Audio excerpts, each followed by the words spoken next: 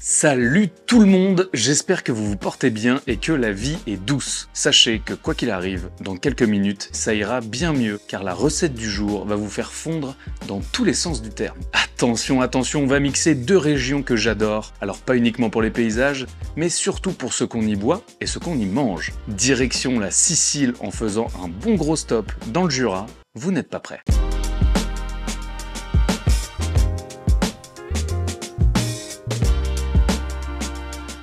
Ouf, ça ouvre l'appétit ça, non? Mais en même temps, les arancini, ça réunit l'ensemble des facteurs pour un plat d'anthologie. Du gourmand avec cette fameuse base de risotto, du croustillant avec une panure légère, du goût avec les différentes strates de saveurs, et pour l'emmener dans une dimension supérieure, on va ajouter de la dégoulinance avec notre star de la recette, le comté AOP. Ce ne sera pas la seule note jurassienne de ce plat, mais je ne vous en dis pas plus. Le comté, c'est un produit que j'adore. J'ai eu la chance l'année dernière d'aller découvrir tout son processus de création dans le Jura, de l'éleveur en passant par la fruitière jusqu'à la cave d'affinage. D'ailleurs, si le sujet vous intéresse, la vidéo est juste là. On a cuisiné aussi des petites folies au bord d'un lac et c'était plutôt canon. Mais revenons à notre recette du jour. On va utiliser deux affinages différents pour utiliser tout le potentiel de ce fromage iconique. Un premier assez jeune pour le cœur coulant, puis un plus vieux de 36 mois pour le risotto et le déluge lors du dressage final. Pour accompagner ces petites merveilles, on va développer une sauce très coquine qui va rendre le plat encore plus addictif. Et oui, l'idée va être de contrebalancer le côté gourmand des arancini avec une sauce pleine de saveurs qui va venir faire guincher nos papilles. Bon, trêve de blabla et de chichi, ça part sur des arancini.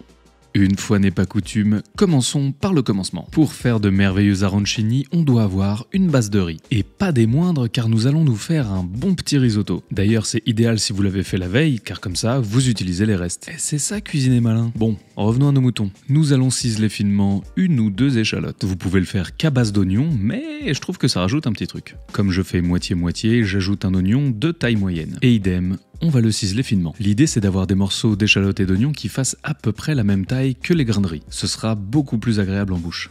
Pour des arancini bien coquins, on y intègre également de l'ail râpé. Si vous n'avez pas de râpe, un presse-ail fera très bien l'affaire. Ou alors au couteau, mais alors il faut le hacher très fin. On continue la mise en place avec la star de la recette, le comté AOP. Celui-ci a 36 mois, il sera parfait pour la première étape de la recette. Rendez-vous compte, il a été créé en avril 2020. La durée de l'affinage va avoir un impact incroyable sur la texture, mais aussi les saveurs du fromage. Il va être beaucoup plus ferme, ce qui va être beaucoup plus simple pour le râper, et il va avoir un goût puissant mais à la fois délicat, ce qui est parfait pour lier notre risotto en fin de cuisson. Comme vous pouvez le voir avec cette micro-râpe, on va faire un nuage de comté. On a envie de plonger dedans. Afin de maximiser la présence du Jura dans ce risotto, on prépare une bouteille de chardonnay jurassien.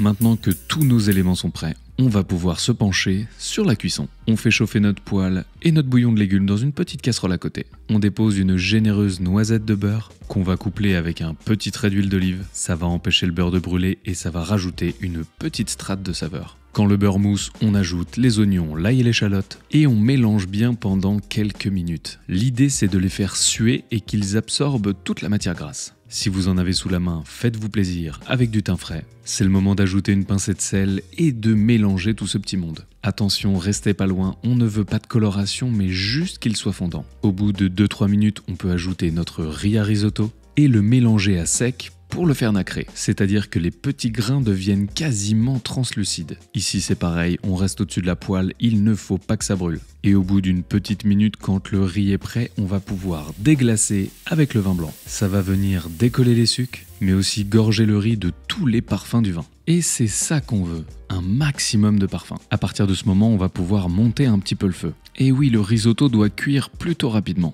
Et donc à l'aide d'une cuillère en bois, on va bien mélanger tout ça. On gratte bien le fond de la poêle, et quand la préparation est quasiment à sec et que le vin a été bien absorbé, on va pouvoir envoyer une première dose de bouillon. Soyez généreux, mais pas trop, ce n'est pas une soupe. L'idée ici c'est d'ajouter le bouillon au fur et à mesure. Au bout de quelques minutes, le bouillon est bien absorbé, on peut voir que le riz commence à prendre de la texture. Et bien c'est reparti pour une dose de bouillon. Et comme pour le début, on reste au-dessus de sa casserole et on mélange sans s'arrêter. Quand on se rapproche de la fin de cuisson, on va même pouvoir donner quelques petits coups de poignet. Et au bout de 10-12 minutes, quand le riz est quasiment cuit, on ajoute une dernière dose de bouillon, poivre, piment d'Espelette et un peu de mascarpone. Et évidemment, c'est le moment d'ajouter un déluge de notre comté 36 mois. Le fait d'ajouter ces éléments 1 à 2 minutes avant la fin de la cuisson va permettre de la finir en incorporant toutes les saveurs et les textures. Et surtout, un bon risotto doit être crémeux. Il doit s'étaler généreusement dans l'assiette pour avoir ce petit goût de reviens-y. Regardez-moi ça. On a envie de le surfer ce risotto là, non? Ne soyez pas inquiets si la texture est un peu liquide, l'ensemble va venir figer en refroidissant. Alors à partir de maintenant, si vous voulez manger juste un risotto, il suffit de servir et de se régaler. Mais comme aujourd'hui on fait des petits arancini, on étale le tout sur une plaque assez grande qu'on vient filmer au contact. On laisse refroidir à température ambiante et au frigo pour toute la nuit idéalement ou quelques heures. Ce qui nous laisse largement le temps de nous préparer une petite sauce de l'espace. On va faire quelque chose de super frais pour l'été. On découpe grossièrement un oignon doux. Ne vous embêtez pas à le hacher trop finement car je vous montre aujourd'hui comment le faire au robot. Grâce à lui, on aura une texture bien fine, super agréable en bouche. Si vous êtes chaud, on peut ajouter un peu d'ail, mais ça reste facultatif. Un bon gros bouquet de persil plat, ça va apporter beaucoup de fraîcheur et une très belle couleur. On le coupe grossièrement pour pas qu'il s'en mêle dans le robot, et hop, avec ses petits poteaux. Le citron va parfaitement se marier avec nos arancini et pour ne rien gâcher, on prélève les zestes et pour la petite touche d'acidité qui va venir réveiller notre sauce, on ajoute le jus. Et oui, je vous avais dit qu'on était sur une sauce ultra fraîche. À partir de maintenant, faites-vous plaisir avec ce que vous avez et ce que vous aimez. De mon côté, j'ai mis du thym frais, quelques tomates séchées confites et des petits piments marinés. À ajuster en fonction de votre tolérance. On les découpe grossièrement, on les ajoute dans la cuve du robot et on va pouvoir commencer à mixer. Le secret ici, c'est de mixer avec des petites impulsions. Ça va permettre de mixer de manière homogène et bien fine l'ensemble des éléments. Et surtout, si vous le faites en continu, vous risquez d'avoir une sous-soupe. Regardez-moi ça, c'est la texture idéale. Une fois que cette première préparation est prête, on va pouvoir l'agrémenter de petites tomates cerises. Ça va donner du goût et de la couleur. Et je trouve ça beaucoup plus agréable de les avoir sous cette forme que mixer avec l'ensemble des éléments. Ça va donner de la mâche, vous allez voir, c'est merveilleux. Et on peut maintenant assaisonner avec de la fleur de sel et du poivre, puis arroser l'ensemble avec une très généreuse dose d'huile d'olive. Ne soyez pas radin, il faut que ce soit gourmand. Et surtout, l'huile va nous permettre d'avoir une texture assez onctueuse. Si vous n'en mettez pas assez, ça risque d'être un peu granuleux et pas tip-top en bouche. Et comme tout le temps en cuisine, c'est important de tester. Alors faites-vous plaisir. En parlant de plaisir, c'est le moment de se lancer sur la confection des arancini. Et parce qu'on ne fait pas les choses à moitié, on va venir les fourrer avec du comté. Pour que le fromage file un max et que ce soit très gourmand, on va utiliser du comté plus jeune. Il est plus tendre et bien fruité, ce sera un petit cœur idéal. On peut ressortir notre risotto qui a bien figé et commencer à découper des petits cubes de comté. Essayez d'avoir une taille régulière, ce sera beaucoup plus simple pour farcir les arancini. Et surtout, très important, adaptez la taille de vos petits cubes à vos arancini. Les miens vont être plutôt petits, donc vous l'aurez compris, on fait des petits cubes.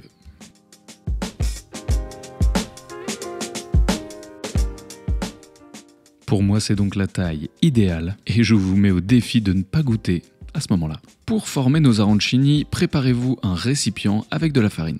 Je vous conseille d'utiliser une cuillère à glace pour faire vos boules, comme ça, elles auront toutes la même taille.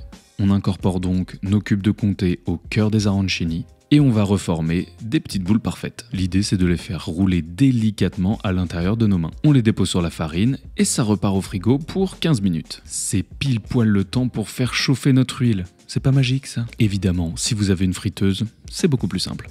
Pour la panure, on va préparer 3 récipients pas trop hauts. Le premier avec de la farine, on casse 2 œufs dans le deuxième, et dans le dernier, on dépose de la chapelure.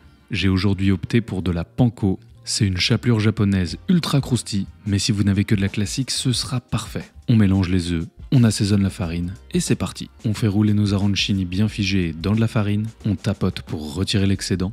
Un petit tour dans les œufs battus. Attention, il doit bien y en avoir partout. Et pour finir, on enveloppe le tout avec notre chapelure. On répète l'opération avec toutes nos petites boules. Et quand l'huile est à température, essayez de ne pas dépasser 180, on fait faire un plongeon à nos arancini. L'idée ici, c'est de les remuer continuellement et délicatement pendant 5 à 7 minutes. Il faut que la panure soit bien croustillante, avec une jolie couleur, et surtout que notre cœur de comté ait le temps de couler. Quand on a cette belle couleur, on peut les débarrasser sur de l'essuie-tout, les saler instantanément. Et attention, le verdict est sans appel. Pour un joli petit dressage, on dépose notre sauce dans le fond d'un petit bol, un petit filet d'huile d'olive, nos petits arancini encore bien chauds, un déluge de comté. Je vous conseille le 36 mois, la texture sera parfaite pour ça. Appelez vos convives, c'est le moment de passer à table et de se régaler avec ces petites beautés. La croustillance de la coque, la gourmandise du risotto et ce comté coulant. Ok, c'est beaucoup trop cool comme plat, je veux en manger toute ma vie. J'espère que cette recette vous a plu et que vous aurez envie de la retenter à la maison. N'hésitez pas à liker et partager cette vidéo autour de vous. C'est grâce au succès de ce genre de vidéo qu'on peut aller encore plus haut et encore plus loin. On a d'ailleurs déjà plein de nouvelles idées en tête. Je vous laisse me faire tous vos retours, avis ou suggestions dans l'espace commentaire. Faites-vous plaisir, je les lis tous. Je vous dis à très vite pour de nouvelles aventures. C'était Hugo, vous êtes toujours sur Boogies. Bon appétit, ciao.